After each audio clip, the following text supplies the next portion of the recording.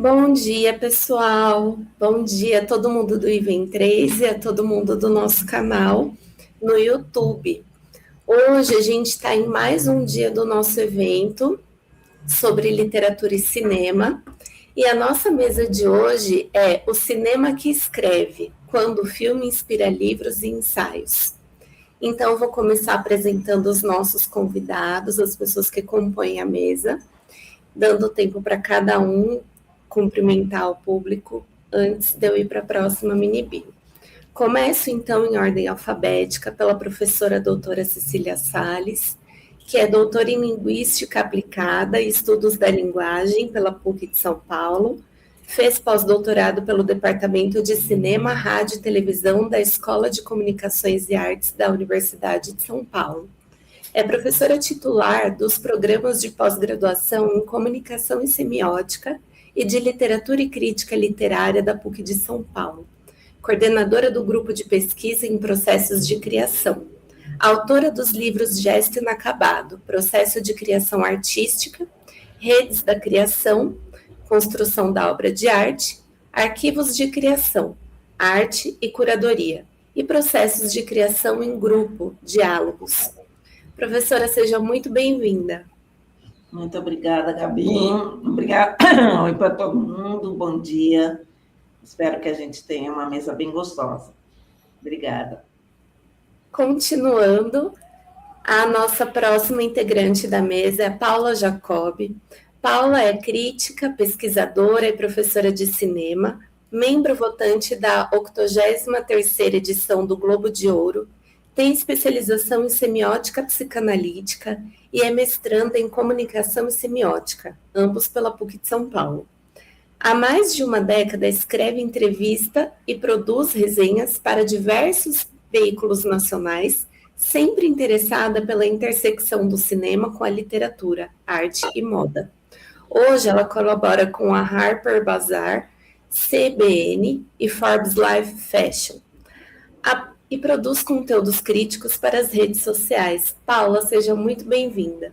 Obrigada, estou muito feliz de estar aqui com essa mesa linda. E, por último, mas não menos importante, o Pedro. Pedro Reinato é roteirista, consultor e professor com especialização em literatura pela Pontifícia Universidade Católica de São Paulo, mestrado e doutorado em literatura brasileira pela Universidade de São Paulo. Como roteirista, ele assina obras de diversos gêneros, incluindo o longa-metragem Câncer com Ascendente em Virgem, com Rosane Schwartzman, vencedor do Prêmio Abra de melhor roteiro de comédia, e o documental E o Anel de Eva, de Dufer Barradas. No campo documental, é coautor de O Coro do Teatro, Ver com os Olhos Livres, dirigido por Stella Penido, sobre o Teatro Oficina. Em parceria com o diretor Nathan Fox, escreveu o curta-metragem O Homem que Virou Castanha. Como docente, ministra o curso de Histórias para a Tela em Produção Audiovisual, no Instituto Conhecimento Liberta. Integrou o docente da pós-graduação em Roteiro Audiovisual da Fundação Armando Álvares Penteado, a FAAP. Na roteiraria, atua como coordenador pedagógico e professor em cursos como Oficina de Séries, Formação de Roteiristas e Introdução à Adaptação. Também lecionou no curso online A Jornada do Roteiro, uma parceria entre a Ancine e a roteiraria. Pedro, seja muito bem-vindo.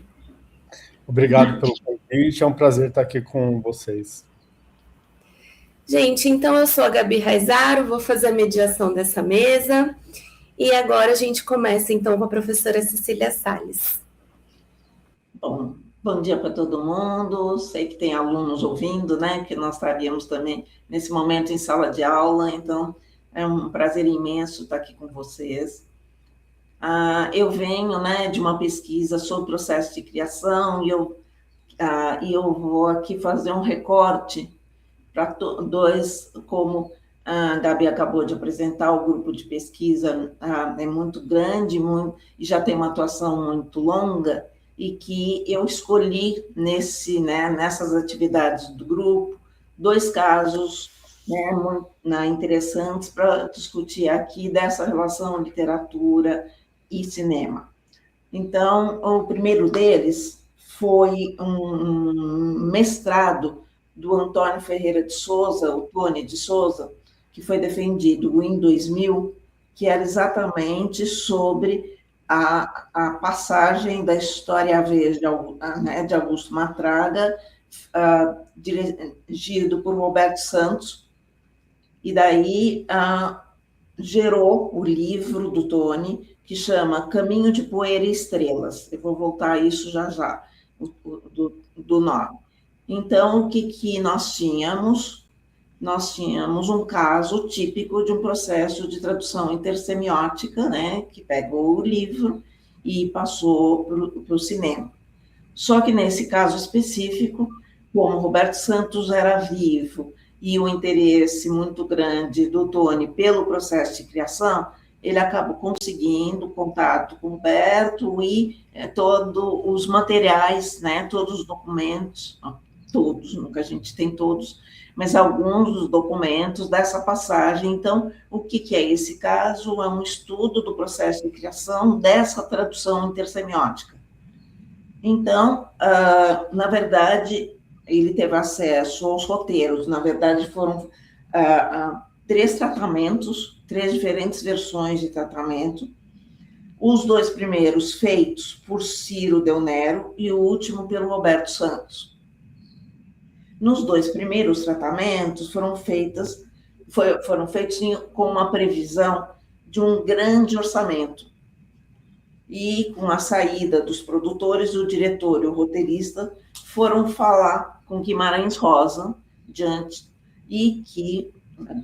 dessa diminuição de dinheiro, e que, embora o escritor tenha sido mais incisivo quanto questões de locais, né, e dos personagens, o Roberto Santos decidiu também fazer uma alteração e eliminar um flashback que seria usado, né, no filme, transformando num roteiro mais linear, mais próximo do conto.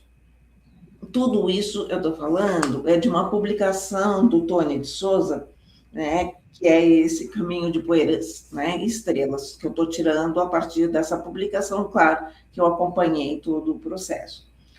E daí, essa mudança, né, de roteiro foi bem marcada por essas conversas com Guimarães Rosa, e que nos primeiros roteiros tinha sido tudo feito com a previsão de um cenário da região das cidades históricas como São João del Rei, visitadas tanto por Santos quanto por Del Nero.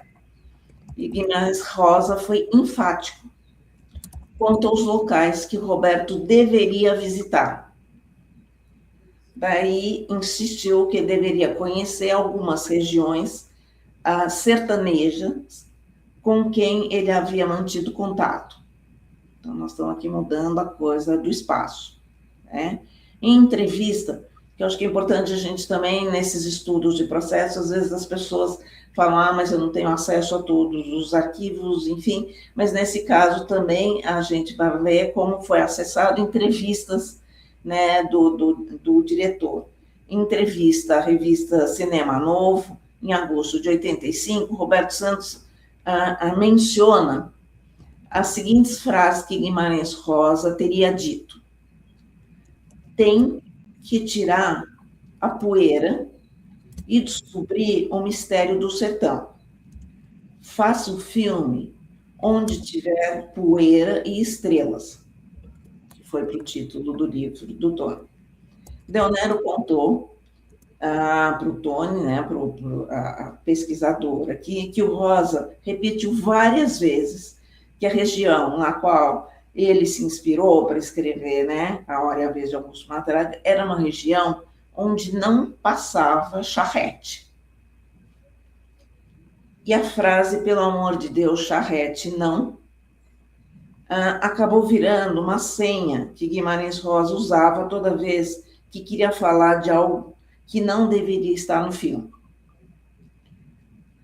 Agora, após essas conversas, o cineasta foi para a região de Diamantina, no Vale do Jequitinhonha, e adicionando, então, uma documentação mais ampla do processo, além das diferentes versões do roteiro, há fotos que o Roberto Santos tirou da região e que a pesquisa do Tony teve acesso a essas fotos, né, que alimentaram depois essa outra versão o último tratamento do roteiro. Então, na verdade, o que eu estou falando aqui foi dessa ida, dessa comparação, de uma forma contundente, dessa diferença, dessa mudança absolutamente radical da concepção visual que o filme sofreu após a viagem para esses lugares onde não passava charrete. Então, nós estamos falando, bem aqui, do foco nos estudos, de processo, que a partir do que nós tínhamos em mãos, apareceu a escolha dos recursos audiovisuais que foram utilizados nesse percurso de transformação do conto em filme, mais especificamente desse conto, de um Guimarães Rosa virando Roberto Santos. E esses diferentes tratamentos mostram também esse intenso trabalho com o diálogo dos filmes.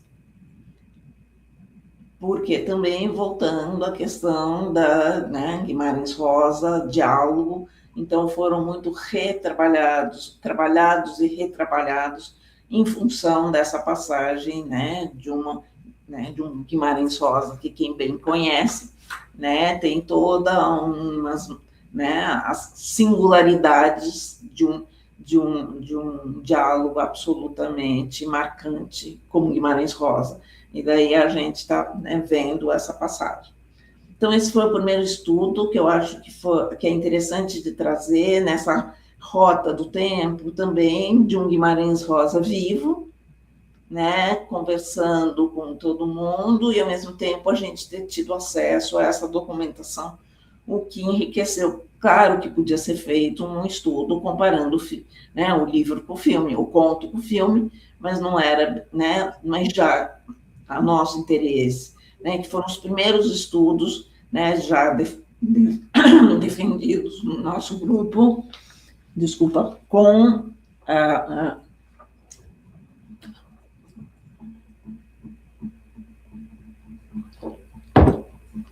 com acesso à documentação.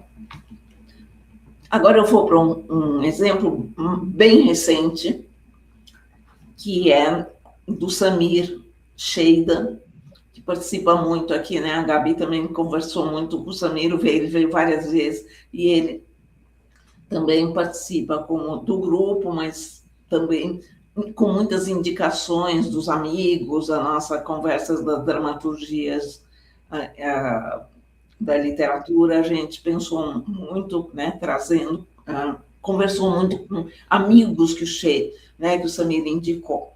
Então, eu estou falando agora do doutorado do Samir, que eu não trouxe o mestrado, porque o mestrado é sobre séries, sobre montagem em série.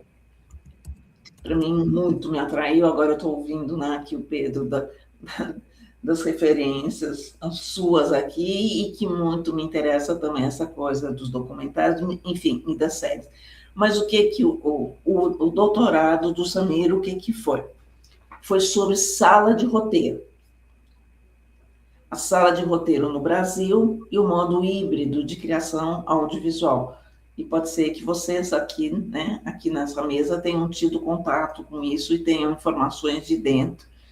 Então, também, o que é... E eu vou falar especificamente, ele estuda vários casos ao longo do doutorado dele, mas eu vou falar especificamente do Rota 66, da passagem do livro do Caco Barcelos para que virou uma série da Globo, da Globoplay. Então, o que acontece? Para mim já tinha um interesse ainda maior, porque há muito tempo, num dos primeiros estudos do nosso grupo, na relação com literatura e jornalismo, uma orientanda estudou justamente há muitos anos a passagem, quer dizer, a construção, o processo de criação do Rota 66, um livro-reportagem.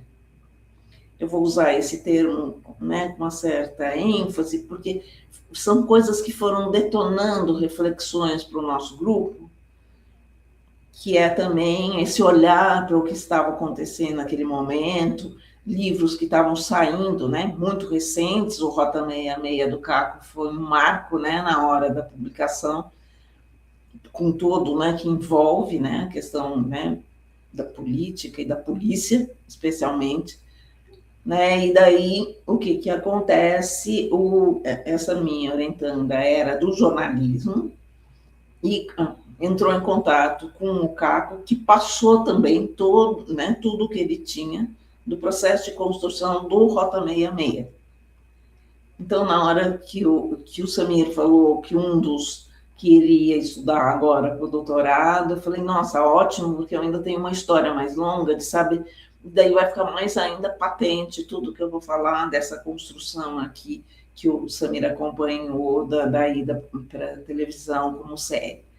Daí o que aconteceu? Claro que como parte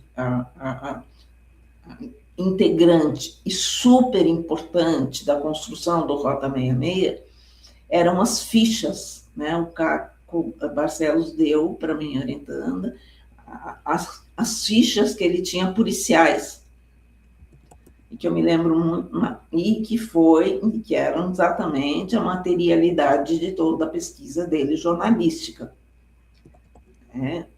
E daí, então, essas fichas a gente acompanhou muito, e até as idas dele, que ele menciona no processo, as idas dele nos espaços onde os crimes tinham acontecido, para ver em outro momento, ele fala até, né, faz referência da coisa da luminosidade, ver esses lugares fora, né, do momento dos crimes tão atrozes, né, que ele relatou.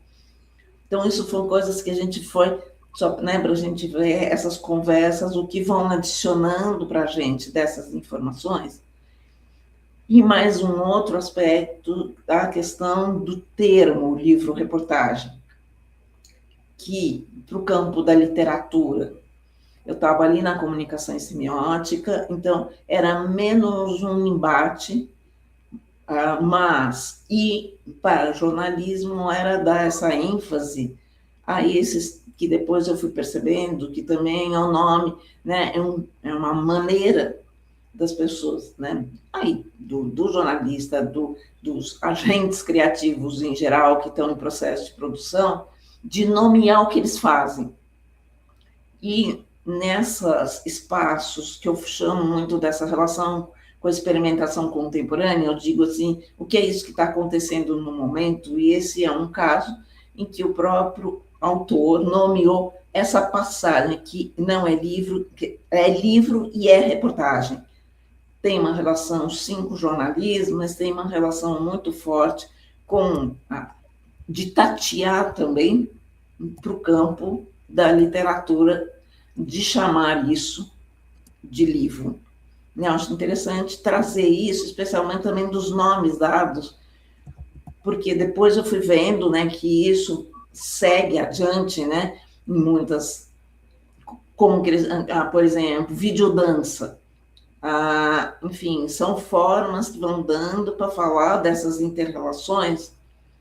A gente entende muito esses diálogos e o que está acontecendo, e ao mesmo tempo, para vocês que entram muito nos editais, às vezes isso é um problema, porque a pessoa nunca sabe aonde coloca, né? Porque, claro que hoje em dia nós já estamos falando de editais mais amplos um pouco, mas sempre teve uma delimitação, e essa escolha desses nomes sempre estão nesse campo, que é nesse também, a pessoa ia entrar, né, para um pedido de verba como literatura ou como jornalismo, né, nesse momento, né, como outros casos recentes de alunos do grupo de fazer uma proposta de curadoria e artista, né, um curador artista, entrou no espaço como artista, e daí falaram, ai, se você tivesse entrado como curador, teria sido. Sabe? Então, são essas coisas que nós estamos falando, dessas coisas que tanto nos atraem,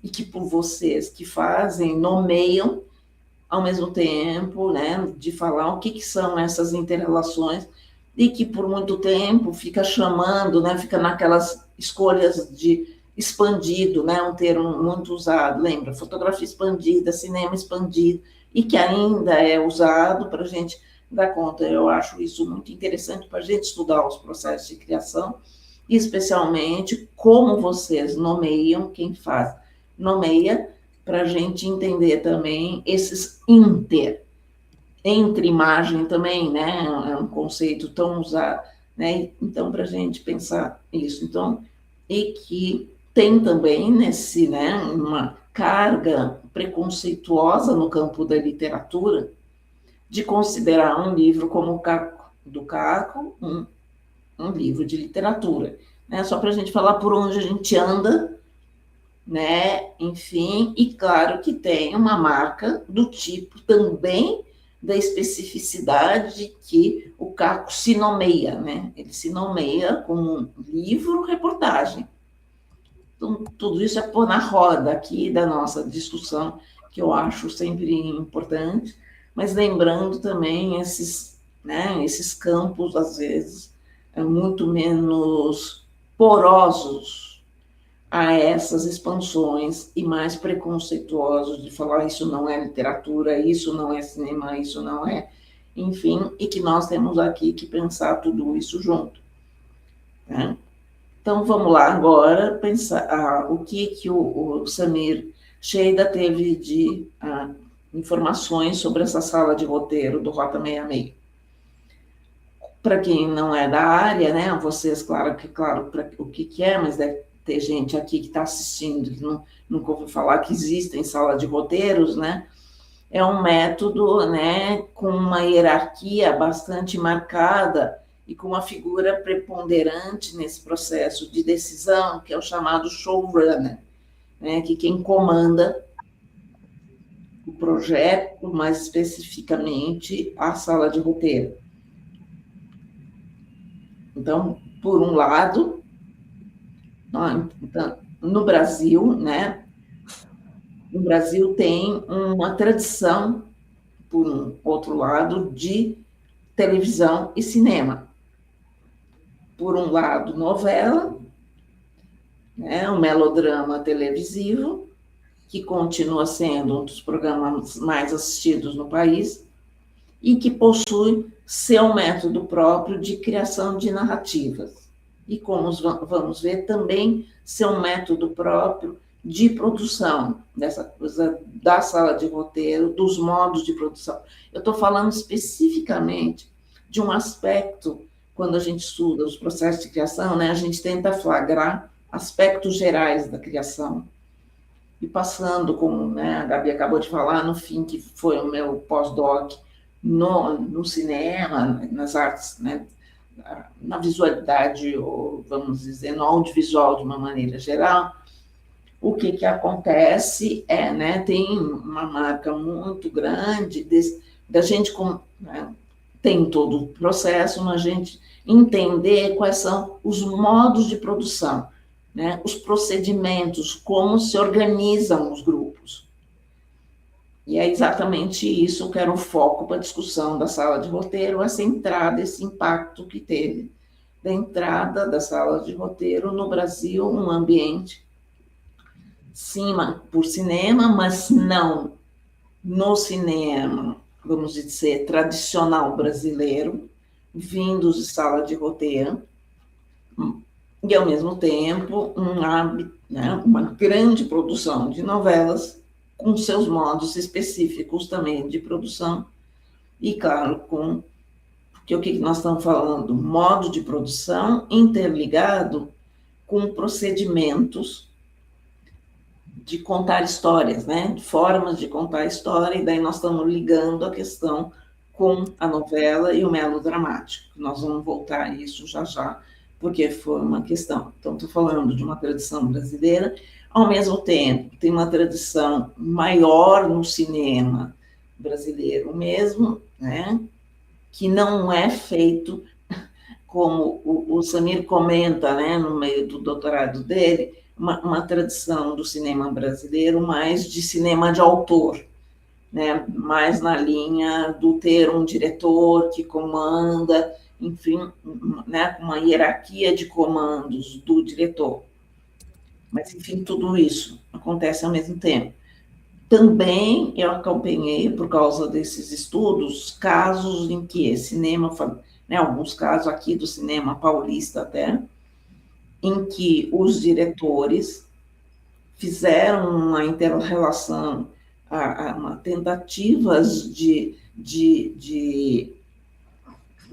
mudanças dos modos, né, de trabalho com a equipe do cinema, mais colaborativa. Eu estou falando, no outro caso, mais hierárquico, né, coisa que o Samir comentou, ser mais na linha de um cinema de autor, hierárquica, sim, com comandos, né, do diretor bastante fortes, ao mesmo tempo decisivos, vamos dizer, comandos decisivos, enquanto que alguns cineastas, aconteceu que os casos que eu acompanhei, não tenho certeza, eu posso falar aqui em geral, mas foram casos que aconteceram das pessoas, né, dos profissionais que atuam na USP, uns no cinema e outros nas artes da cena, né, que é um mais amplo, e daí nessas interações entre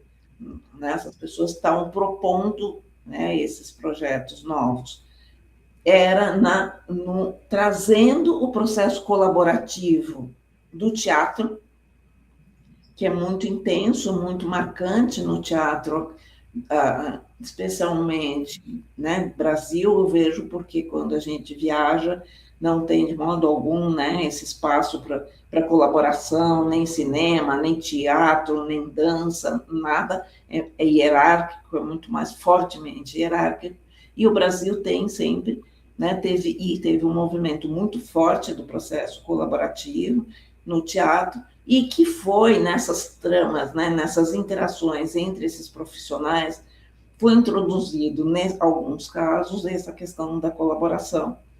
E eu sempre falo, nem para o bem nem para o mal, nunca sabemos, né, mas é sempre em busca do quê? Sempre tem, importante lembrar que sempre tem uma relação bastante consistente entre a escolha dos modos de trabalho e o cinema que se busca.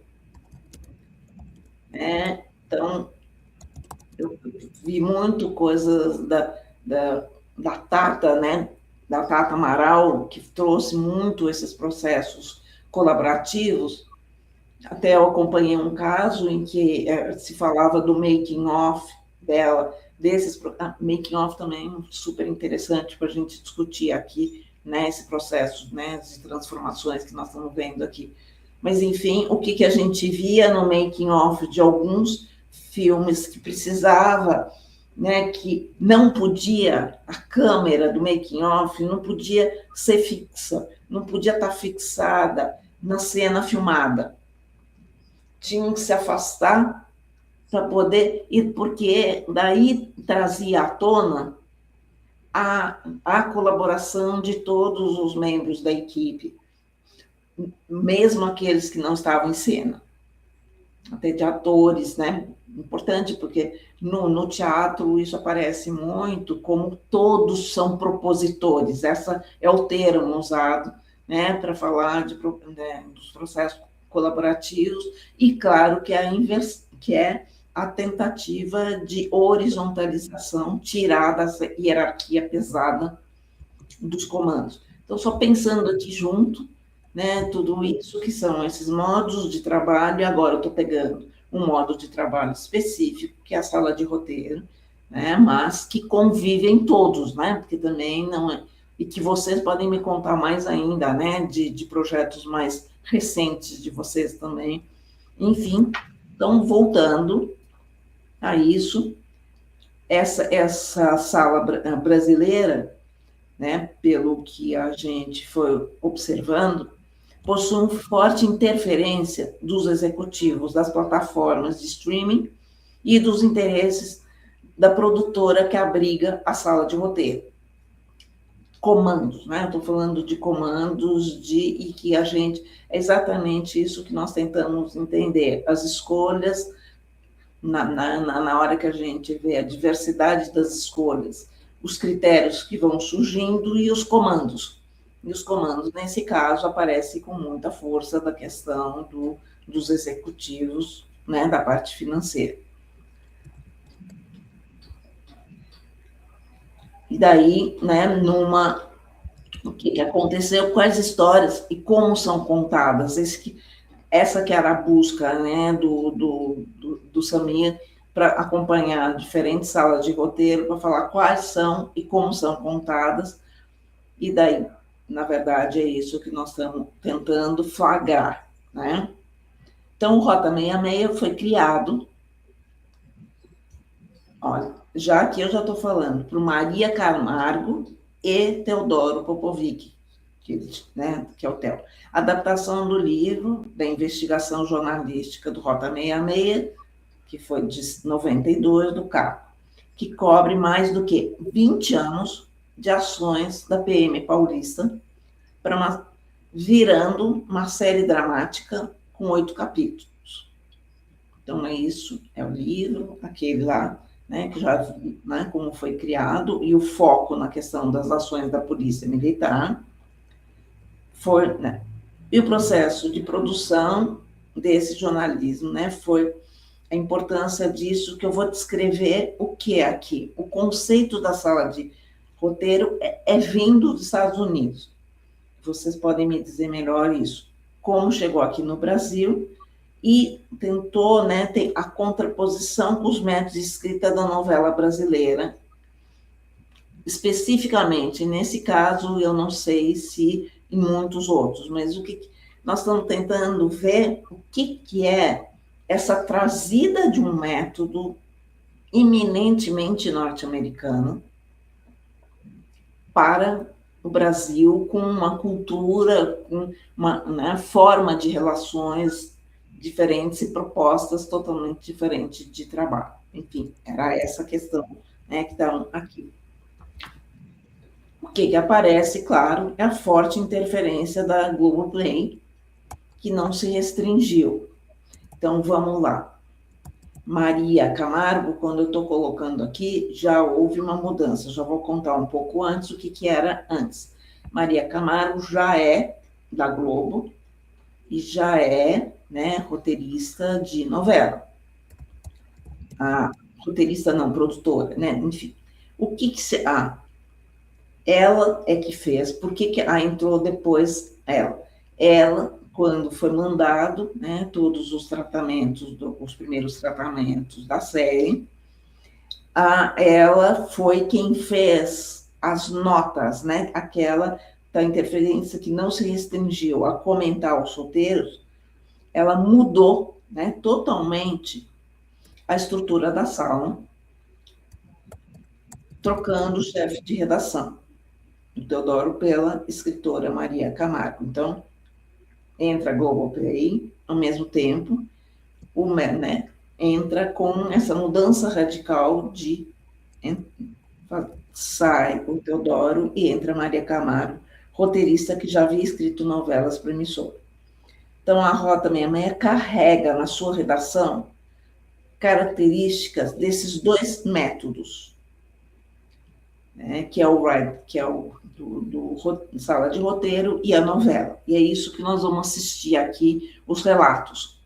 Acho muito importante a gente falar das entrevistas que são feitas, e hoje em dia, essa profusão de podcasts e espaços em que essas questões dos processos são discutidas, de todos, mas especificamente o cinema, com muitos casos de conversa sobre montagem, de conversa, né? Enfim, acho importante a gente ter acesso a tudo isso. Como os métodos foram combinados, é que é a questão. né? E que daí o Samir fez uma entrevista com o roteirista Guilherme Freitas, concedida, né, para ele, com depoimentos de outros roteiristas da sala de podcast, matérias, insights, tudo isso que foi alimentando o Samir, a entrevista e as matérias em podcast.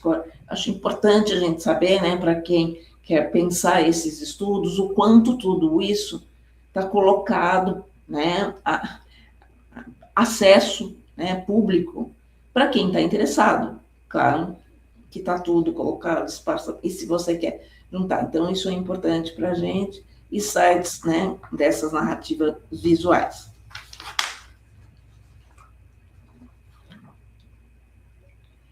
E daí a força, né, das conclusões do Samir é a sala de roteiro em diálogo com a novela, como vocês vão ver.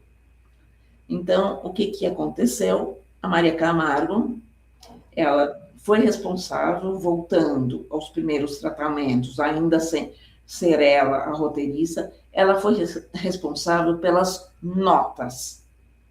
Que vocês sabem da importância dessas notas, é um termo, né, bem recorrente e marcante de quem faz a leitura e fala, partimos das notas, que vem de notes, né, de inglês, mas de qualquer jeito, ela, aqueles primeiros roteiros, né, do Guilherme Fontes, né, Freitas, desculpa, do Guilherme Freitas, ela analisou e fez notas, que isso é parte integrante de processo de sala de roteiro.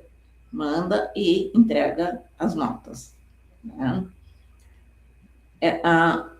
Ao mesmo tempo, Globoplay, alinhada, né, com a tradição da narrativa da Globo, convenceu os executivos da Globoplay a assumir a sala de roteiro como chefe da sala. Tem uma reviravolta aí, nós estamos vendo questões de poder, questão de dinheiro, questão de tudo que envolve essa produção. E a produtora aceitou, a produtora Boutique Filmes aceitou a determinação, né, da plataforma digital. Aquelas questões meio sem saída, né? Era isso. Porque vocês vão ver, surge uma outra minissérie totalmente diferente da proposta no início. Totalmente diferente. Então, o processo idealizado e almejado pela Boutique e pelo roteirista Teodoro Popovic foi interrompido. E foi drasticamente modificado. Novos caminhos foram determinados pela Globoplay para a construção, né, desse Rota 66. Vamos lá. Grande mudança é o foco narrativo, né, para quem vem da literatura, também para entender um pouco que nós estamos usando também todos, né, a terminologia, os modos de olhar. Então, o foco narrativo. No livro, os casos policiais estão no foco de quem está falando, de quem está lendo, né, esse relato do caso transformado em livro. Ao mesmo tempo, os primeiros minutos da série já colocam no centro da tela o personagem de Caco Barcelos. O personagem de Caco Barcelos. Não é um relato. Essa diferença de foco narrativo é uma importante baliza para entender como o livro jornalístico se transformou em uma série televisiva. O jornalista Caco, agora, é o narrador do livro, descrevendo os policiais e o mundo das pessoas e das famílias destroçadas com as mortes da polícia, da polícia. Isso, o livro, o jornalista. A série, Caco se torna personagem com buscas e falhas típicas de um protagonista de história. Então, enquanto no livro ele era o narrador, né, do acontecido, na série ele vira personagem com falhas típicas de um protagonista. A decisão para essa mudança acontecer na adaptação se deu na sala de roteiro, onde foram produzidos. É um dos primeiros procedimentos da sala que podemos observar, ouvir depoimentos de roteiristas ao analisar o Rota 66. Então, eles falaram assim, imediatamente houve uma mudança do livro, ele era o narrador, e na série ele vira personagem. E a segunda questão é o tom, a modificação absolutamente do tom como a história estava sendo contada. O Guilherme Freitas relata que, com a entrada da Maria, a grande mudança foi o tom. Ao invés do tom investigativo policial, que eles buscavam trazer das séries norte-americanas que eles admiravam, né? Estou falando aqui das primeiras versões, né, da sala de roteiro, e que ele falou que eles eram alimentados pelas séries norte-americanas, né, de investigação policial. Um tom que passa a virar melodramático. Daí passa a ser isso que vai, né, que é típico da novela, típico, né, do relato da novela. Então, o Rota 66, né, ao mesmo tempo, né, ela já tinha dirigido novelas, né, então, né, também não, o diretor-geral também passou, quem já tinha novelas. E o terceira, então nós estamos falando da mudança radical, né, do narrador, do ponto narrativo, do tom e da oralidade. Agora, um outro aspecto que veio à tona. Outra marca da novela brasileira presente no Rota 66 é a oralidade. A investigação do repórter é baseada em conversas com parentes das vítimas. São elas que apontam os caminhos para o personagem de Caco Barcelos desmontar as farsas montadas pelos policiais.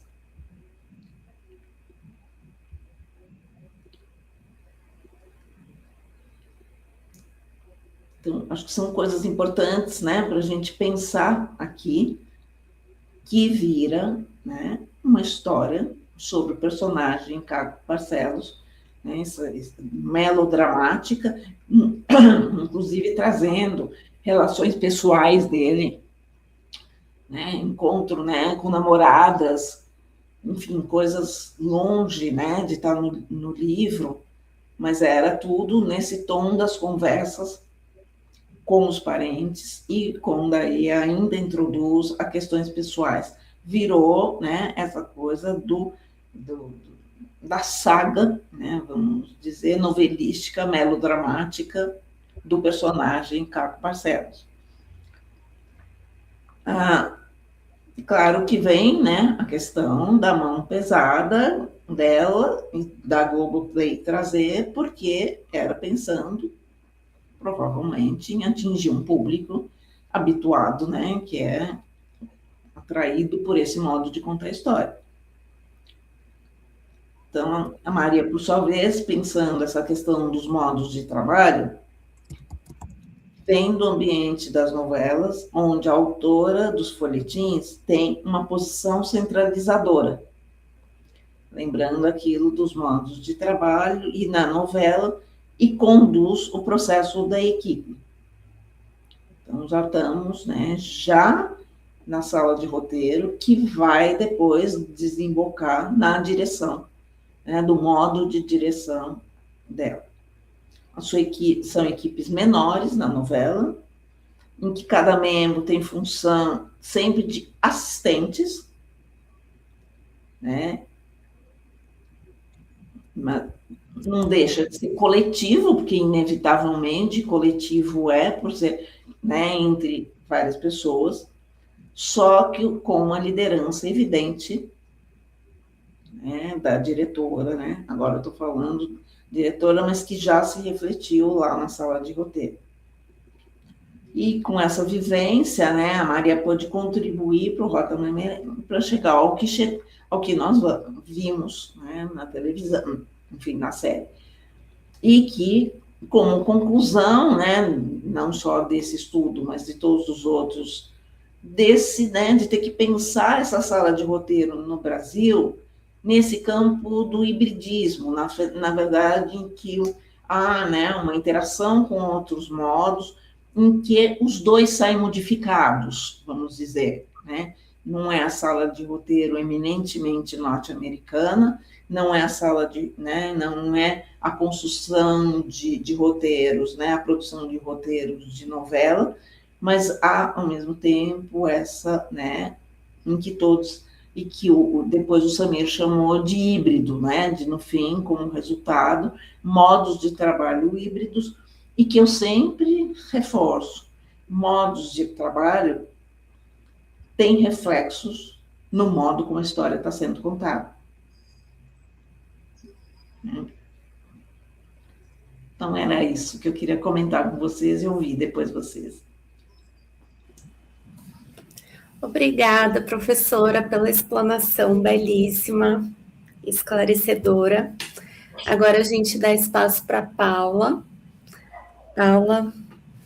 Oi.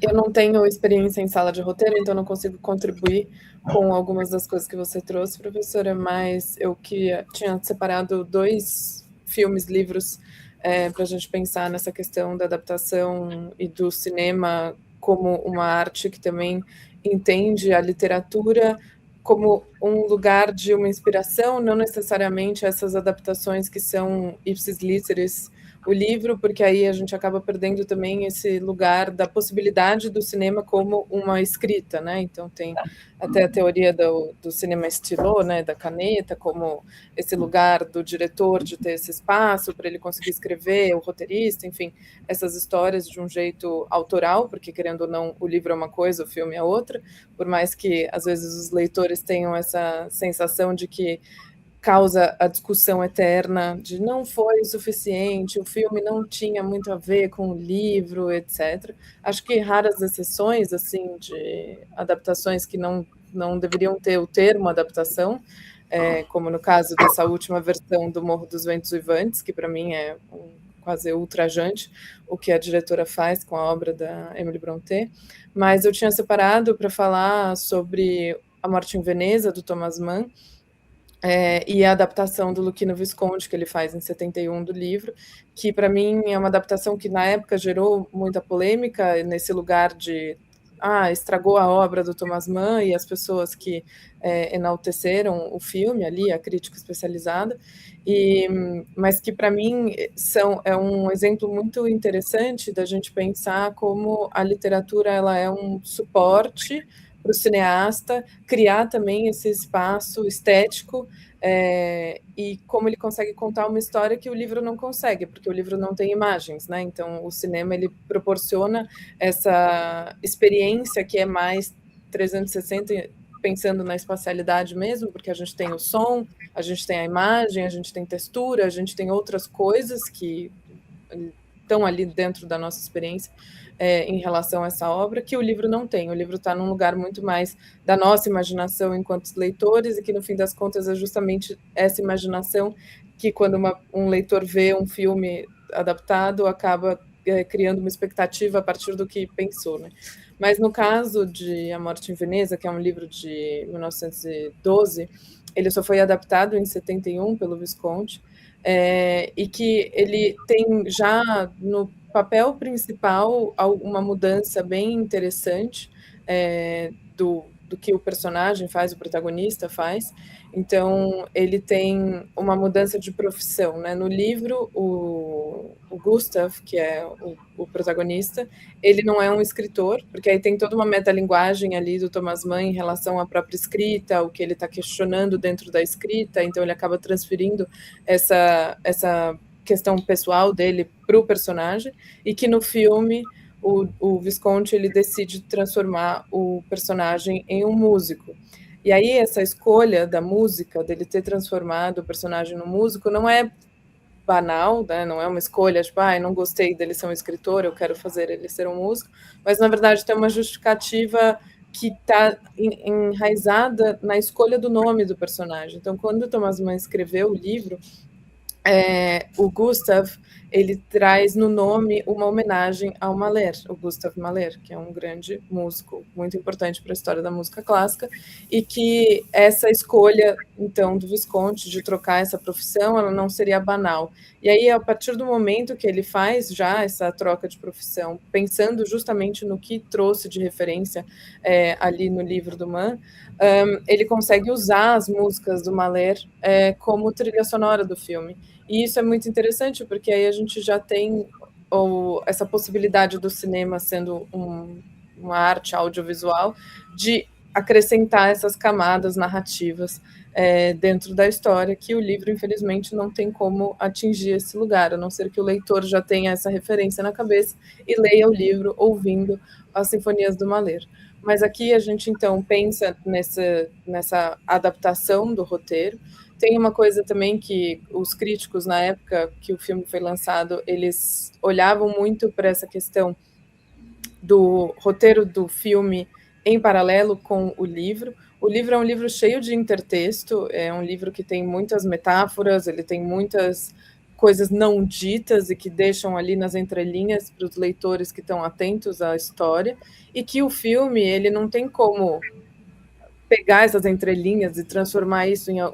seria meio maluco até, e o que acontece nessa transposição para o cinema é que o Visconti ele acaba criando um filme muito mais contemplativo do que um filme cheio de diálogos, né? Então são cenas que são muito longas, ele cria também justamente por conta da história do livro, que é um apaixonamento unilateral desse escritor, no caso do livro, por um jovem menino, e que isso desperta nele questões internas muito complexas, e que no filme o Visconti ele acaba usando a direção de fotografia como a metalinguagem que ele encontra, né? Porque a literatura tem o seu jeito de fazer e o cinema tem o seu próprio jeito de fazer também.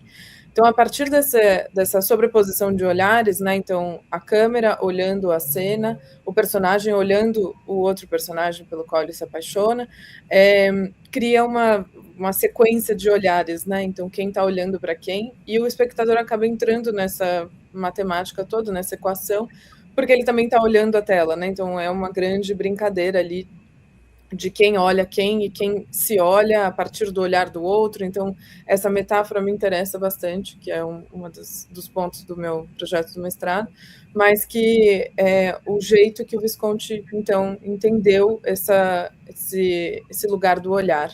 E aí, na época, a crítica justamente olhava para isso como uma coisa negativa, como se ele tivesse deixado o filme bobo, como se ele não fosse profundo o suficiente. Só que, na verdade, essa falta de profundidade que alguns críticos colocaram ali, que eu particularmente discordo, porque o Visconti ele tem uma proposta muito séria com o filme também, pela contextualização histórica, pela questão de como ele, enquanto uma pessoa que vem de um lugar muito privilegiado, usa o cinema para tratar de assuntos que são importantes. Enfim, acho que tem todo uma hierarquia ali de informação que ele vai conseguindo construir da forma que é possível a ele, né, enquanto cineasta. E isso mostra o quanto que, na verdade, essa literatura que vai para o cinema, ou esse cinema que é literário, ele tem outras ferramentas, e essas ferramentas, por exemplo, aqui no caso da Morte em Veneza, são ferramentas que estão operando num lugar sensível do cinema, que trazem essas imagens, esses tempos, essa montagem mais lenta, essas cenas mais longas, e que dentro dessas cenas, sem falas, tem muitas coisas sendo ditas, né, que não necessariamente precisam ser tão literais quanto está ali no livro, mesmo cheio de metáforas, né, então entender essa diferença entre uma coisa e outra é muito interessante para a gente pensar como o cinema ele consegue acrescentar à experiência do leitor uma nova camada de interpretação, uma nova possibilidade de interpretação. E aí o meu segundo exemplo, que eu vou falar aqui rapidinho para não tomar tanto tempo do Pedro, é o filme As Virgens Suicidas, que é escrito pelo Jeffrey Eugenides e é adaptado para o cinema pela Sofia Coppola, primeiro longa-metragem da carreira dela. É um filme que ele tem nem 1h30, mas que ele consegue subtrair a essência do livro do Jeffrey, que é um romance maravilhoso, e que ela faz a história exatamente como ela é no livro, então começo, meio e fim exatamente como é no livro, só que o jeito que ela interpreta essa história é muito diferente das imagens que o Jeffrey coloca no livro, porque é um livro extremamente cinematográfico. Você vai lendo o livro e ele vai te produzindo imagens muito específicas, porque ele é muito detalhista, ele descreve muito as cenas, ele descreve os ambientes, então a gente tem uma sensação imagética e sensorial lendo o livro que é muito diferente do que a Sofia traz, né? Então mostra também que essa interpretação do diretor, roteirista, porque no caso ela escreve todos os roteiros dos filmes que ela dirige, ela também é o espaço, né, da autoria dela. Então ela olha para essa história que tem tudo a ver com todos os outros filmes que vêm a seguir, né? Ela já tinha feito um curta-metragem antes desse, mas que essa questão da juventude feminina, de como ela é tratada no cinema, é a grande questão que move a diretora a adaptar esse livro e que traz para essa interpretação um olhar muito mais feminino e muito mais da identidade dessa cineasta que vai ser construída ao longo da sua carreira, mas que ali já está muito presente, muito forte, que entra não necessariamente num contraste radical com o livro, porque tem muitas coisas do livro que estão no filme, mas é muito diferente o olhar do Jeffrey, por mais que ele seja um homem extremamente sensível, e que ele tenha sido capaz de escrever um livro extremamente sensível com as questões da juventude feminina, ainda assim tem um lugar que ele não consegue atingir pelo simples fato dele ser um homem. E que está tudo bem, não tem como a gente cobrar isso dele, mas que a Sofia consegue atingir no filme por escolhas estéticas do figurino, da direção de fotografia, da maquiagem, das atrizes, de como ela vai criar essa paleta de cor do filme. Então, tudo isso mostra um caminho mais da diretora, enquanto mulher, enquanto uma cineasta muito preocupada com o feminino e a feminilidade no cinema. Ela consegue entrar nessa história por outros poros, né, por outros espaços, outros prismas, e que isso engrandece a nossa experiência com o livro, né, mas em termos de roteiro, um roteiro bem fiel ao que o Jeffrey tinha escrito. Tem até algumas passagens do livro que são faladas no roteiro. Então tem uma cena logo no começo do filme, quando a Cecília vai ao médico após a sua primeira tentativa de suicídio, e que ela diz para ele, o médico pergunta para ela, né, mas por que você está aqui no hospital por conta de uma tentativa de suicídio? Você nem viveu a vida adulta ainda para você saber o que é difícil, né, na vida? E aí ela responde para ele falando, claro, doutor, você não é uma garota de 13 anos, né? Essa frase é uma frase que está no livro e que a diretora opta por adaptar ela literal nessa história, porque ela faz sentido para esse filme, e é uma frase que ficou muito marcada ali numa época de redes sociais, Tumblr, né, Pinterest, enfim, e que isso, várias outras garotas, mulheres já adultas ou garotas adolescentes se identificaram com essa frase, porque é uma frase muito pequena, mas que dentro dela cabem muitas coisas, né? E que eu acho que isso é um poder que a literatura tem e que o cinema acaba pegando emprestado desde ali da sua fundação, quando o cinema nasce, que tem todos os primeiros testes, né, dessa nova tecnologia de filmagem, e que os cineastas acabam trazendo do teatro, da literatura, da dança, até do ilusionismo, inspirações primordiais ali para esse cinema se fundar, né? Então a literatura e o cinema estão amarradas desde muito tempo. Mas hoje em dia a gente consegue ver exemplos muito interessantes de como essas plataformas artísticas são diferentes e elas podem propor narrativas diferentes e sensações diferentes na gente, enquanto leitor e espectador, e que está tudo bem as coisas não necessariamente serem exatamente a transposição do livro para a tela, até porque isso seria impossível, né? Se a gente pensar num livro como Ulisses, que vai ganhar uma adaptação esse ano, é um livro enorme, né? A gente pensar em páginas de roteiro, páginas de livro, a gente teria um filme de dias, né? Não seriam nem horas. Então, acho que tem esses exemplos que eu trouxe aqui era justamente para pensar esse lugar da licença poética e do espaço de autoria que um diretor, um cineasta, um roteirista tem em relação a uma obra literária, mesmo que ela já esteja ali fechada, né, ela, às vezes um clássico, etc., que as pessoas não querem encostar, mas que quando encostam podem trazer outras possibilidades de interpretação e de relação e sensação em relação a essa história.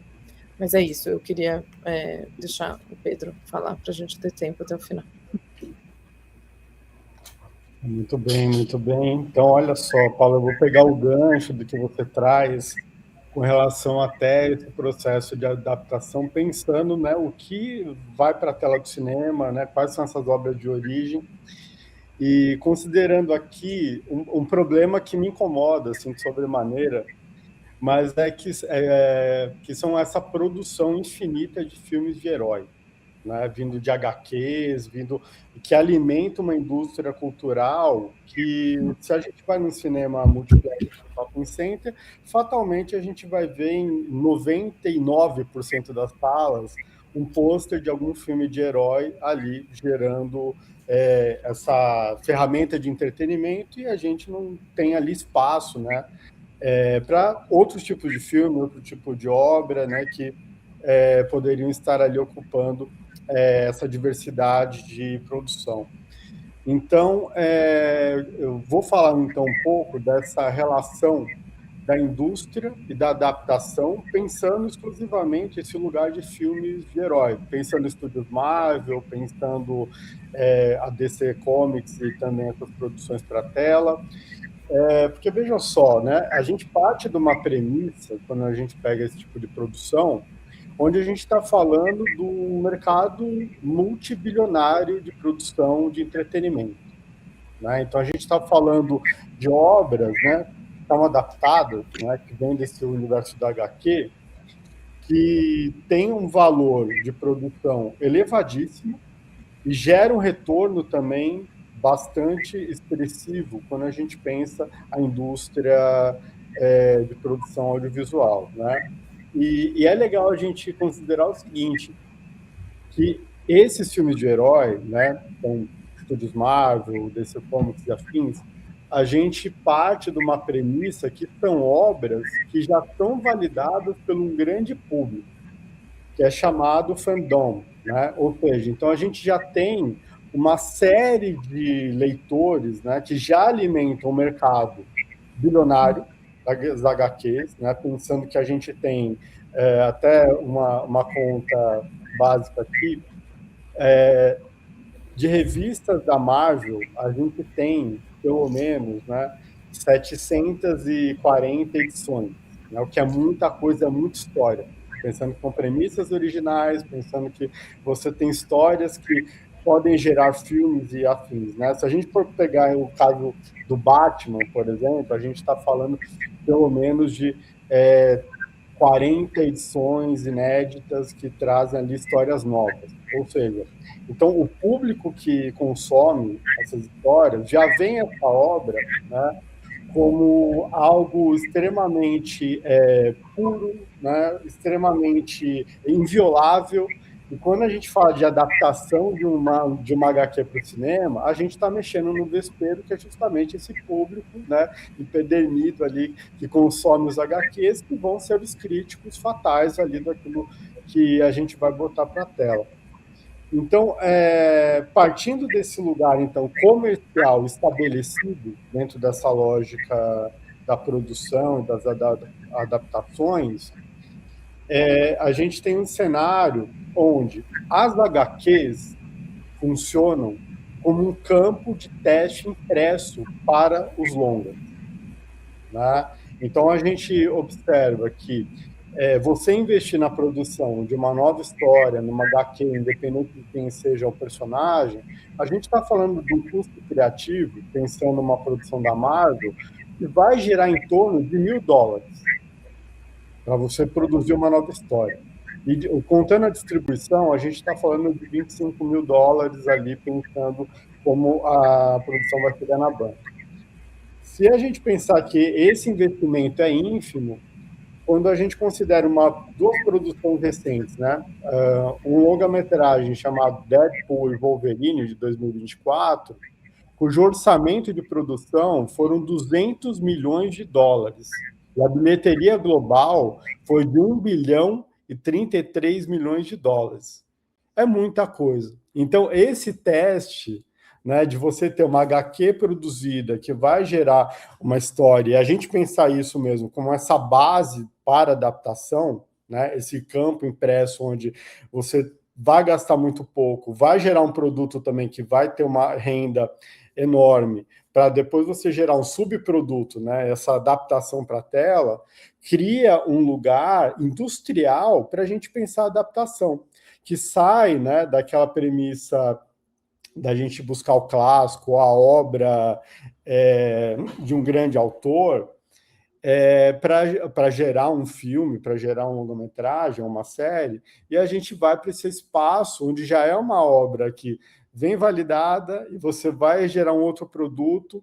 E pensando em HQ, aí eu só querendo uma polêmica aqui, eu parto daquela premissa, acho, do Kubrick, né? E acho que o Hitchcock vai na mesma linha, onde eles dizem que é melhor você pegar uma obra mediana para fazer uma adaptação do que você pegar um grande clássico para fazer uma adaptação, considerando que você tem uma liberdade maior de espaço para fazer algo criativo. E quando a gente vai para a lógica do HQ, se o HQ é esse teste impresso que a gente pensa para o desenvolvimento de um longa-metragem, a gente parte de quase um storyboard para desenvolver o filme. Ou seja, então as adaptações elas acabam sendo extremamente fiéis e coladas nesse processo onde a gente tem o filme sendo construído, né? O que cria aí um debate, né, sobre essa liberdade estética do diretor que vai cometer a adaptação de um HQ num lugar bastante sinistro, né? Acho que para usar uma palavra interessante aqui. Se a gente pegar, por exemplo, o Christopher Nolan, quando ele adapta, né, o Cavaleiro das Trevas, que talvez, né, seja o melhor filme do Christopher Nolan, a gente não viu, né, a Odisseia que vem agora, mas quando a gente vai para esse filme, a gente tem ele optando, né, de trazer as obras do Batman dentro dessa saga e se voltar para uma produção onde ele vai buscar a verticalização psicológica do personagem em detrimento da ação, né? Então aí tem um jogo, né, de adaptação que é interessante porque ele dá um passo seguinte, ele vai além daquilo que está nas páginas do quadrinho.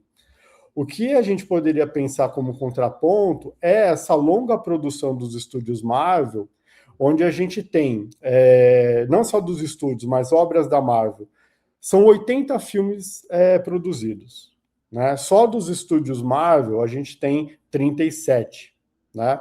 E eles optam pelo seguinte, né? Precisamos de plot, precisamos de enredo, precisamos de aventura para os nossos personagens, o que cria um tipo de produção que acaba sendo mais superficial, né? Dentro da lógica ali da narrativa, que, claro, traz o entretenimento para a tela, mas dentro de uma outra operação, né? Fazendo esse contraponto entre o Batman e essas produções da Marvel, né?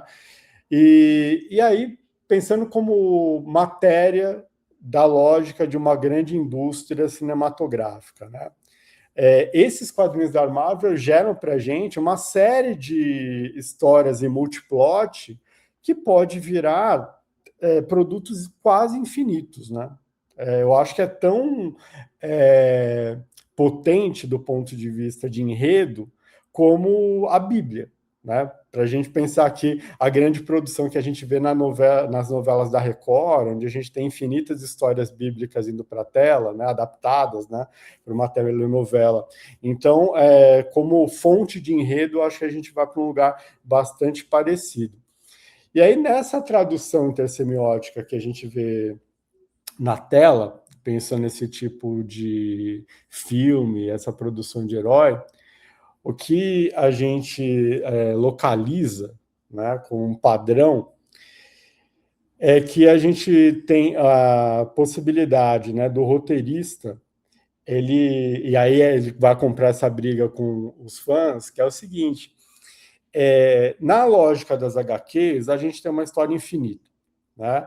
Onde a gente tem, nas últimas páginas, a gente tem um vilão, um antagonista derrotado, e a gente parte para uma outra edição no mês seguinte, onde a gente continua a série do herói encarando uma outra missão dentro das 22 páginas de uma HQ, né?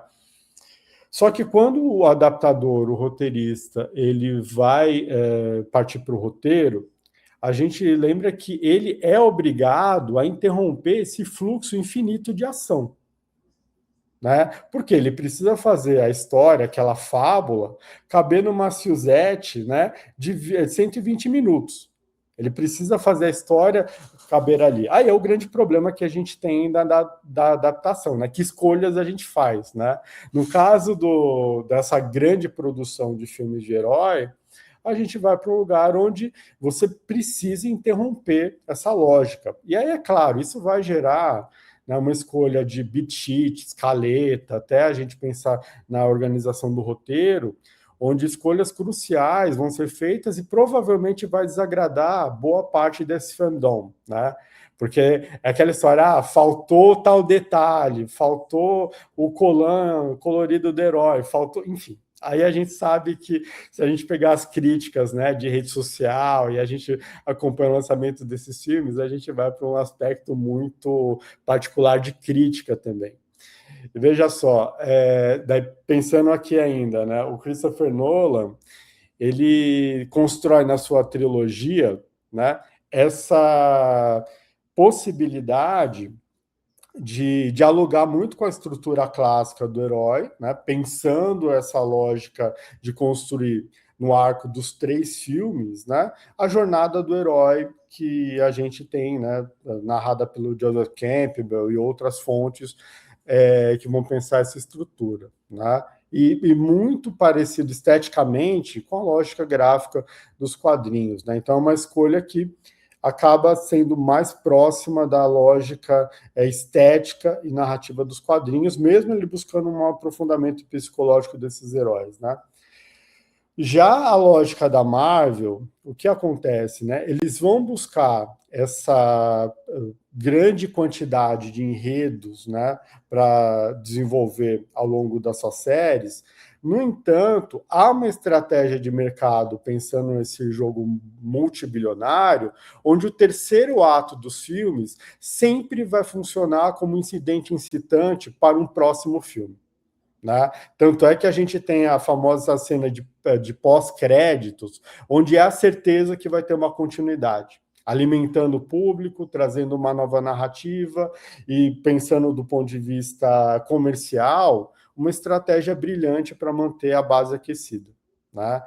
Então, estruturalmente, essa lógica então de produção de filme de herói, essa quantidade, né, de histórias, fomenta esse mercado ainda muito potente dessas adaptações de HQs. Ainda, né, essa lógica de mercado traz para a gente uma questão de produção importante, que é a mitigação de risco, né? Porque você já tem uma base que funciona, mesmo a gente acompanhando, né, esse universo de produção já bastante cansado, né? A gente já vê ali as produções não atingindo números expressivos de bilheteria, tanto quando a gente pensa o que vai para o cinema, mas também essa paralela que se abre, que são essas produções para os streamings também, né, onde a gente começa a ver o time B da Marvel, da DC, sendo apresentado em séries e pensando produtos para plataformas digitais também.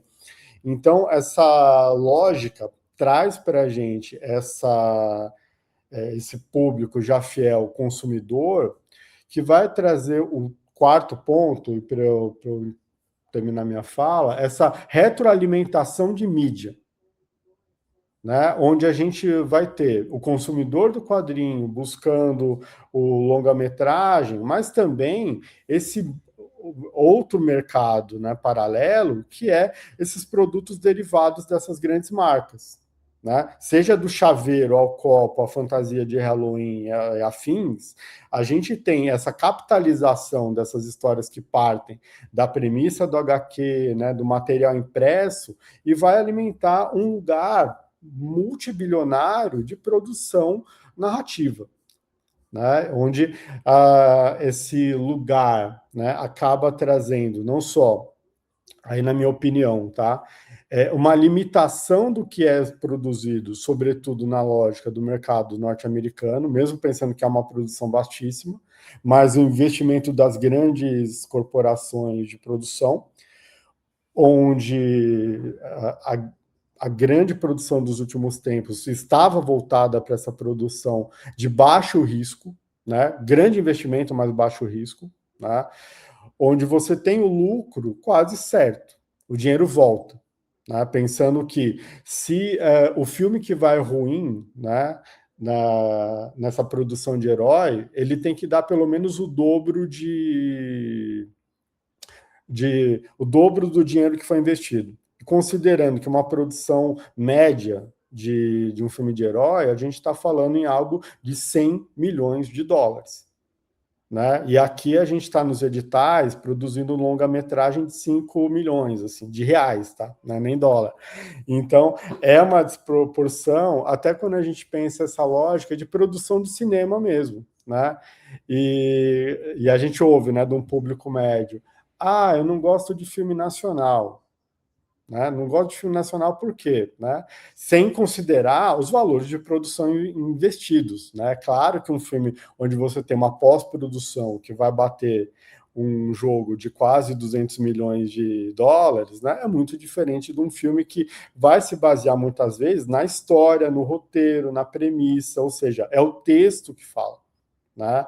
Então aí a gente, para fechar a parte desse lugar, né, específico, onde o texto, seja partindo da adaptação ou o roteiro que vai ser gerado a partir dessa obra fonte, ele é determinante para essa construção audiovisual, sobretudo quando a gente pensa essas escolhas de adaptação. Tá? Bom, concluo aqui, eu falei tão rápido como um filme de herói, mas só para a gente trazer esse apontamento aqui para o debate.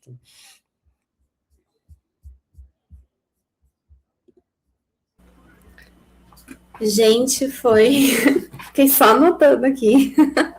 Foi bem legal. A gente tem uma pergunta do público para o Pedro, que está falando assim: gostei da análise da interpretação de As Virgens Suicidas. Me lembra muito o contraste entre Drive, livro e filme. Sendo um livro de narrativa seca, enquanto o filme transforma a secura do personagem principal, uma força motriz para a adaptação se tornar uma história de amor. Não, acho que essa não é para o Felipe, não é para o Pedro, essa é para Paula. Sim, eu que falei das Virgens Suicidas. Sim.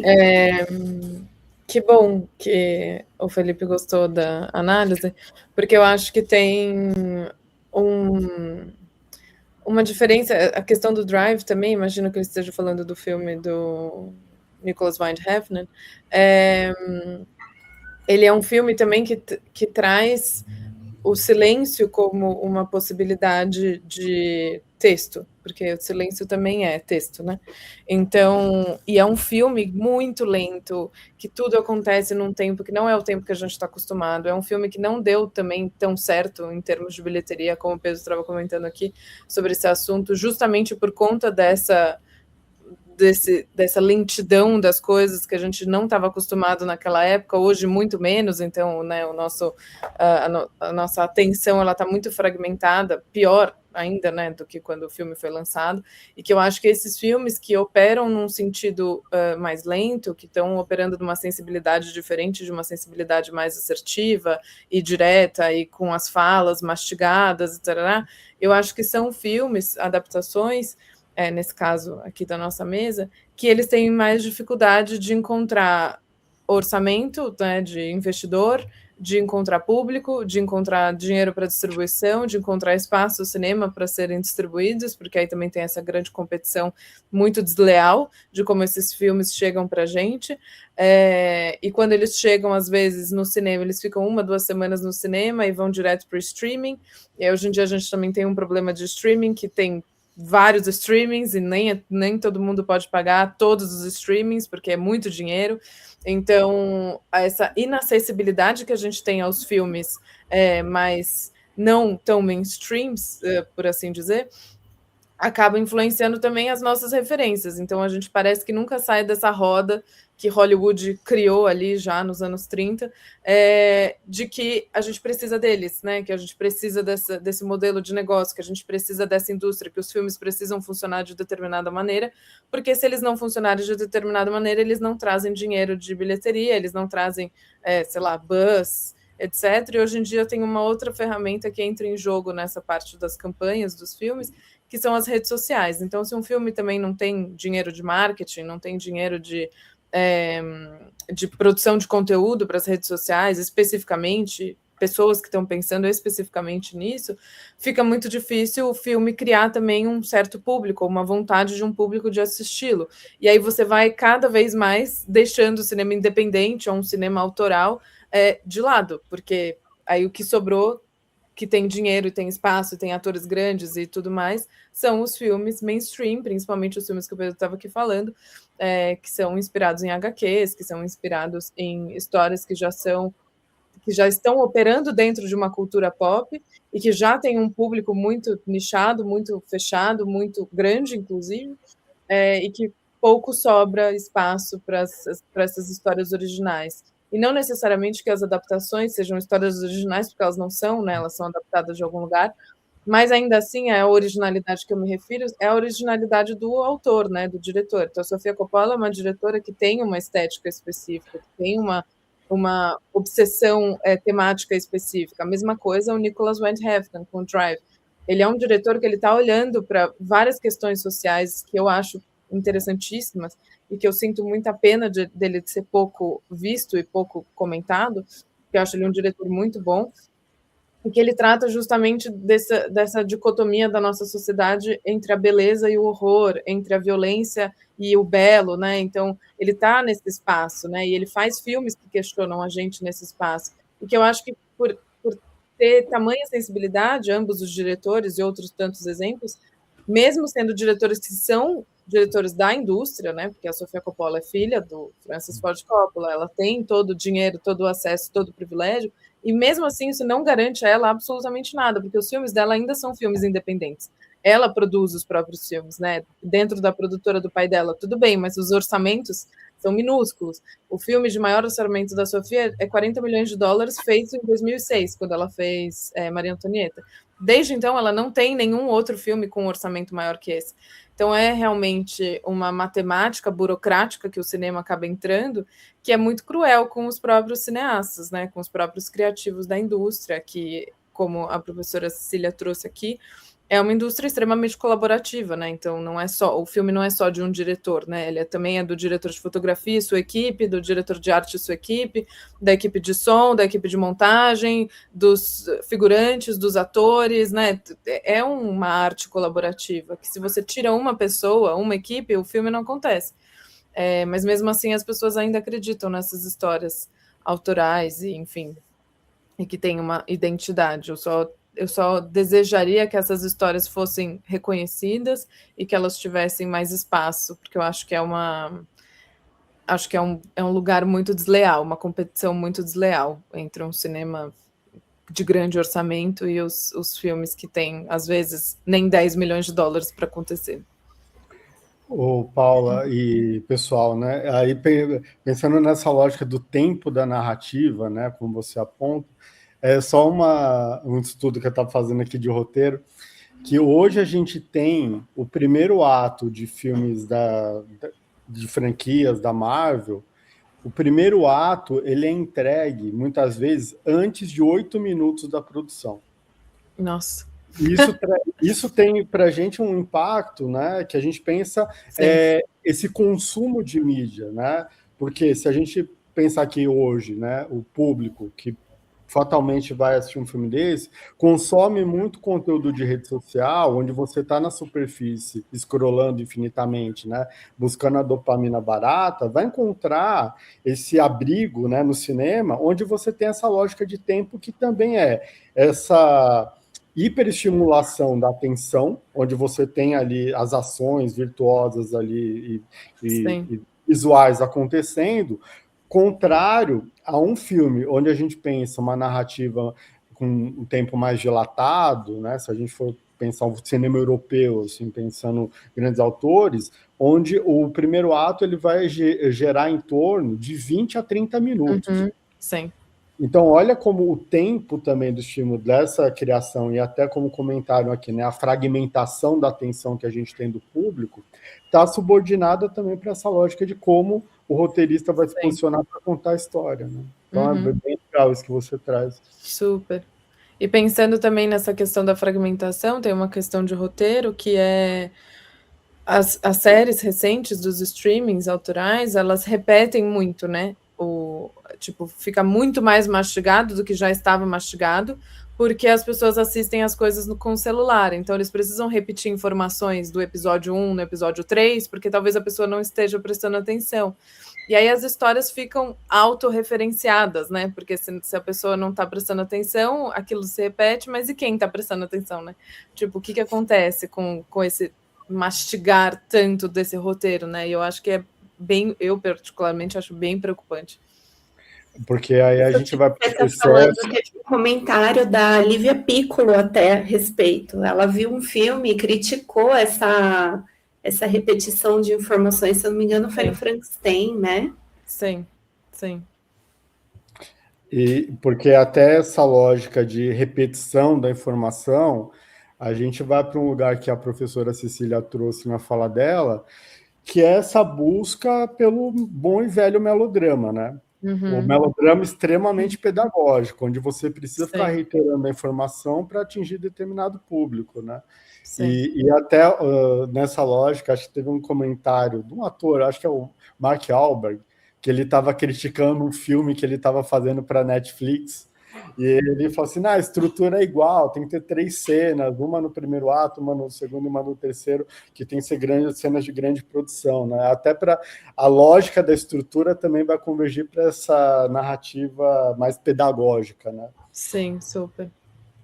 Gente, a Denise Guilherme, que está aqui na técnica conosco, ela contribuiu trazendo o comentário que o Pedro e a Paula abordaram aqui, né? A questão da atenção fragmentada tem mesmo impactado os roteiros e a relação cinema-literatura. E ela também acrescenta, porque nas duas linguagens há sempre subentendidos, sutilezas. Isso tem sido substituído por mensagens cada vez mais diretas e reiteradas, quase como uma explicação para o espectador desavisado. Sim. Se eu não me engano, teve um estudo, né? Vocês, se puderem, comentem a respeito da quantidade de pessoas que abandonam as produções quando não entendem. E muitas vezes o não entendimento acontece por causa da falta de atenção. Sim. E aí, essa autorreferência. Sim, 100%. Eu acho que, no caso, por exemplo, que ela traz aqui, que é muito interessante, que nas duas linguagens há sempre subentendidos e sutilezas, que é o que eu falei um pouco ali na questão do Morte em Veneza, que essa adaptação é uma adaptação que ela está olhando, sim, as entrelinhas do livro, mas que não teria como essas entrelinhas serem adaptadas, porque tem um espaço também que essas artes não se interseccionam e está tudo bem, a gente precisa assumir isso, que nunca vai ser igual, porque não tem como ser igual, senão seria um livro, então a gente copiaria o livro e publicaria um livro igual, mas não é, a situação não é essa, eu acho que a gente não precisa buscar esse lugar, e que essa não intersecção das duas artes, que justamente mora esse vazio, que é interessante. Só que esse vazio, ele está perdendo o espaço, né? Essa não intersecção, ela não está mais tendo possibilidade de existir, porque tudo precisa ser dito, tudo precisa ser falado, tudo precisa ser explicado, tudo precisa ser mostrado, Porque se você não mostra, não fala, não repete, etc., as pessoas não vão assistir e quando deveria ser o contrário, a gente deveria estar querendo buscar narrativas que deixassem esse espaço evidente, não estou nem falando final aberto, enfim, mas que tivesse esse espaço existente justamente para o espectador não ser esse espectador passivo, de novo, né? Então, assim, eu gosto muito de um texto do Jacques Rancière que ele vai falar do espectador passivo e o espectador ativo, e que ele justamente propõe um espectador que seja ativo em relação à arte que ele está assistindo, e não um espectador que apenas receba essa arte e fique lá no sofá da casa dele mexendo no celular, né? Então, eu acho que a gente vive um tempo muito preocupante, não só em relação a questões de saúde mental, etc., mas também como a arte resiste a esse momento, né? Como que a cultura vai resistir a esse momento, sendo que o público não é um público que está mais atento, as pessoas leem os livros e não leem os livros, né? Então, elas leem as histórias e não sabem do que o livro se trata, porque também perde a capacidade de interpretação de texto. Então, se no texto não está escrito que isso aconteceu de tal jeito, a pessoa não vai conseguir cognitivamente entender o subtexto desse livro, né? E isso é extremamente preocupante. Então, a gente está falando de várias camadas, né, de interpretação, tanto cinematográfica quanto literárias. Enfim. Isso tem impacto pedagógico terrível, né? Porque antes as pessoas falavam, né? Eu não vou ler o livro porque eu vou assistir ao filme, né? O que já era um problema, né? Hoje, se as pessoas estão largando o filme na metade, né? Porque não conseguem entender, então a gente está num lugar, de fato, muito, muito preocupante. Mas talvez seja o inverso, né, Pedro? Como na educação básica há muitos problemas, você não tem pessoas atentas na sala de cinema, nem no sofá vendo streaming. Então, uma coisa culmina na outra. E tudo que a gente fala, para mim, tem uma ligação com a professora Cecília Salles falando a respeito da sala de roteiro. Professora, hoje no país, a senhora tem notícia se nós temos essa prática difundida? Como que isso acontece agora em pleno século XXI?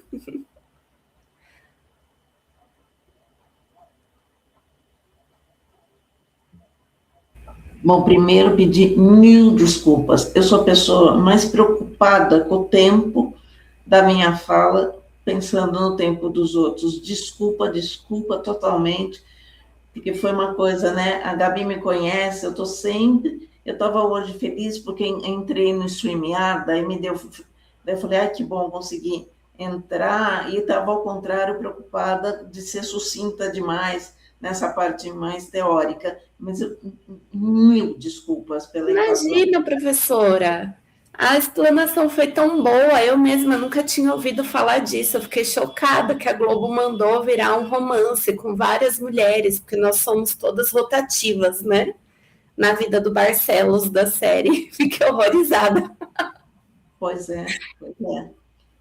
Olha, eu nem posso responder a pergunta se ainda continua. Vocês que podem, Pedro e Paula. A Paula falou que nunca participou, né, de sala de roteiro. O Pedro tem prática.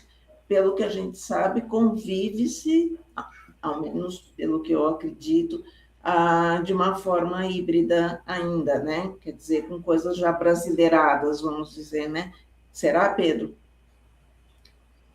Sim, a gente tem a adaptação desse processo, né? Inclusive, acho que mais tarde aqui a Bartira Berjano vai falar. Exatamente, a Bartira é a que fez a pesquisa.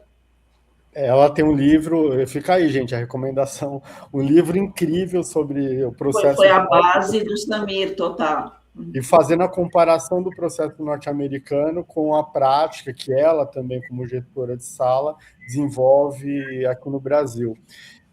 Mas a gente tem sim a adaptação desses processos, até considerando também tamanho de equipe, né, o tamanho de produção, e como que isso consegue fluir e dar vazão para os textos. Gente, eu fiquei horrorizada com essa ideia.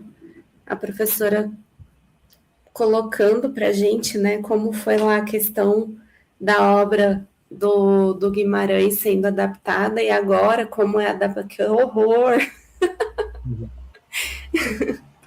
Pessoal, então... Interessante que as duas que você trouxe exemplo, Paula, são desse tempo estendido, né? Tem uma questão sua aí com esse tempo também, né, do sabor. Porque o meu projeto de mestrado está muito voltado para esse lugar da temporalidade do cinema, dentro de um cinema feminino especificamente, mas que no doutorado eu pretendo olhar muito para o Deleuze com imagem e tempo, imagem e movimento, para conseguir ir mais fundo nesse lugar da temporalidade, porque eu acho que a gente vive um problema de tempo hoje em dia, e que o tempo no cinema ele é muito precioso, né? A gente às vezes acha que um filme de 1h30 é longo, né? Que as cenas são longas, mas se a gente analisar, cada cena tem 1 minuto, 2 minutos, 30 segundos, né? Se a gente pega a cena por cena, o tempo é muito curto. E aí quando você pega um filme do Tarkovsky, sei lá, que radicaliza totalmente o tempo, aí você tem cenas de 20 minutos, você tem cenas de 15 minutos, e aí isso é uma coisa que a gente perdeu, a gente não tem filmes que estão ali, né, operando nesse lugar. Acho que hoje também tem uma fala mais tarde sobre o Hamnet, que para mim é um dos filmes mais lindos do ano passado, que traz justamente uma outra temporalidade, que é essa temporalidade da natureza, do contato com a arte, do tempo da criação, e que por acaso também é um filme que sei lá, a academia, as premiações não notam muito ele, porque estão olhando esse filme, que não estou desmerecendo, Uma Batalha Após a Outra, mas que é um filme muito mais tradicionalmente, né, encaixado temporariamente, e que a montagem temporal exatamente do jeito que Hollywood gosta, enfim, então eu acho que tem um lugar aí, sabe, uma questão aí do tempo no cinema. Pessoal, eu vasculhei aqui, não temos mais perguntas, então quero pedir para vocês, se quiserem fazer considerações finais, compartilharem obras, tanto cinematográficas quanto bibliográficas interessantes para a nossa plateia, e a gente se despede. Só me despeço com mais um pedido de desculpas. Imagina, pelo tempo de vocês, pelo tempo de vocês. Não, imagina, que isso, não se preocupa. Eu acho que, não sei, acho que eu falei tudo que eu gostaria de ter falado, e pensando em talvez indicações bibliográficas e tal, tem a exposição que está tendo da Agnès Varda no IMS.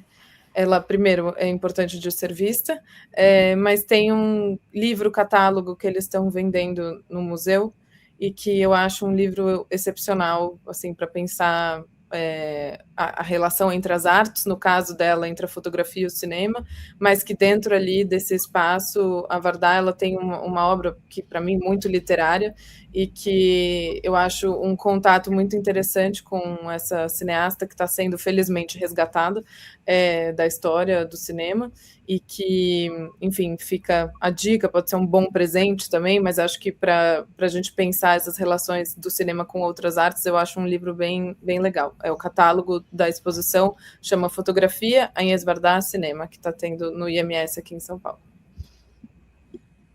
Boa, também eu agradeço o tempo, agradeço o convite, e vou indicar, né, agora fazendo um contraponto com a minha fala, o livro do Tarkovsky, Esculpir o Tempo, que talvez seja a obra mais incrível sobre cinema, tempo, que qualquer pessoa deve ler, tá, gente? Então, fica aí uma dica manjada, mas bastante importante.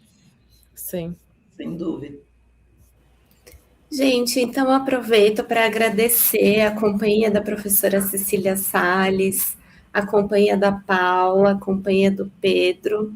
Também agradeço o Humberto, que é o nosso técnico de TI aqui da Fundasp, que está nos ajudando hoje. A Denise Guilherme, que ficou administrando, né, chat e comunicação interna. Professora Beth Alfeld, que é a professora que organizou esse evento e gentilmente convidou, articulou aí todas essas mesas maravilhosas. E peço para que vocês fiquem atentos, porque agora às 11 horas a gente vai ter a próxima mesa. Então é tempo de comer um negocinho, ir ao banheiro e voltar para poder prestigiar a próxima mesa do evento. Um abraço. Obrigada, gente. Beijo. Tchau.